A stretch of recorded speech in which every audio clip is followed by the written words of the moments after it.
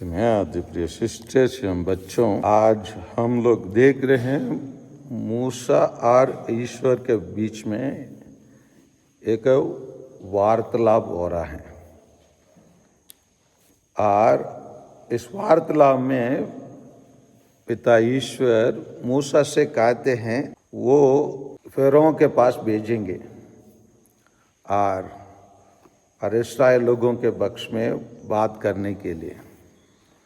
तो वो सब बात को मान रहा है, कहता है ठीक है भाई मैं तो जाऊंगा, लेकिन वहाँ जाने के बाद वो मुझसे पूछेंगे कि उसका नाम क्या है, तो मैं क्या उत्तर दूंगा? आप तो मेरे को भेज रहे हैं, कौन नहीं पूछेंगे तो मैं क्या बताऊंगा?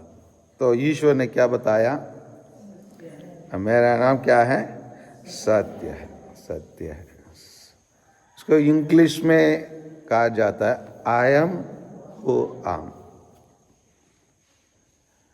यहाँ पर हम देखेंगे तो ईश्वर अपने नाम को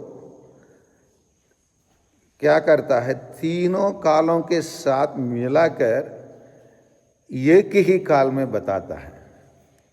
हम सबों के लिए, जैसे उदाहरण के लिए अगर हम सबको देखेंगे तो हम कुछ वर्षों के पहले नहीं थे।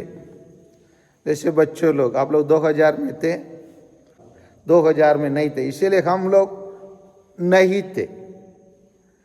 अभी से 2100 में आप लोग सब रहेंगे, चांस कम में। कुछ लोग पार कर सकते हैं 90-100, है ना? और हम जैसे लोगों को कोई चांस ही नहीं है ना? 2100 में हम लोग इस गिरजाघर में आकर बैठकर मिसा करेंगे, चांस कम है। इसका मतलब पहले नहीं थे, जैसे आप लोग सब 2000 में नहीं थे, और 2100 में फिर हम नहीं रहेंगे, हम फिलहाल है। इसलिए हम लोगों के लिए एक है ना भूत काल था, और एक पौष्य काल में हम लोग शारीरिक रूप में रह नहीं सकते हैं। परंतु ईश्वर के साथ ऐसे नहीं है। ईश्वर जस्ट है, मतलब ईश्वर के लिए तीनों काल नहीं होता है, उसके लिए हमेशा सब कुछ है, वो है। इसलिए वो क्या बता रहा है, मेरा नाम सत्य है। हाँ, उसने फिर कहा तुम इस्राएलों को यह उत्तर देंगे जिसका नाम सत्य है, उसने मुझे भेजा है।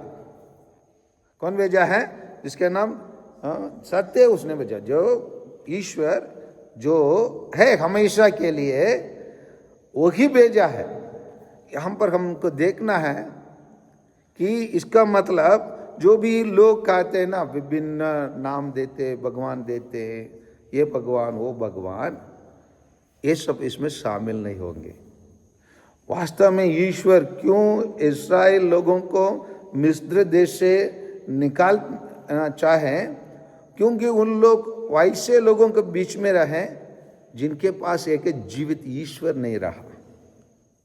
ये एक मुख्य कारण, इसको हम लोग जैसे आने वाले दिन में देखेंगे। और ये कहते हुए इतना तो नहीं है, और भी उनसे कहो प्रभु तुम्हारा पूर्वजों के ईश्वर। कौन है पूर्वजों? इब्राहिम, ईसाया और याकूब के ईश्वर ने मुझे तुम लोगों के पास भेजा है। मतलब हम लोग के पूर्वज लोग जो अभी धरती में है ना, शारीरिक रूप में नहीं है, लेकिन मैं उनके लिए भी ईश्वर रहा हूं। वो उनके लिए भी मैं ईश्वर रहा हूं। उन लोगों का ईश्वर क्या कर रहा है?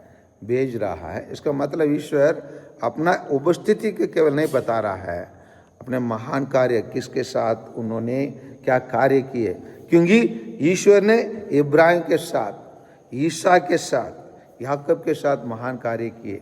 इसीलिए वो बता रहा है मैं अगर उनके साथ महान कार्य किए, मैं आप लोगों के साथ भी महान कार्य करूंगा बोल के प्रभु यीशु ना पिता ईश्वर मूसा का भेजता है। तो हम आगे देखेंगे मूसा वहाँ जाने के बाद क्या हुआ क्या नहीं हुआ, उन बातों को हम आने वाला बातों पर सुनेंगे। लेकिन आज हम लोग ईश्वर का नाम पर मनन चिंतन करें। ईश्वर सत्य है या सत्य है, मतलब क्या है, हमारे लिए क्या अर्थ मिलता है, और व्यक्तिगत रूप से मैं ईश्वर को कैसे जानना चाहता हूँ। आइए प्रयास करें, उसके लिए हम प्रार्थना करें। आमीन।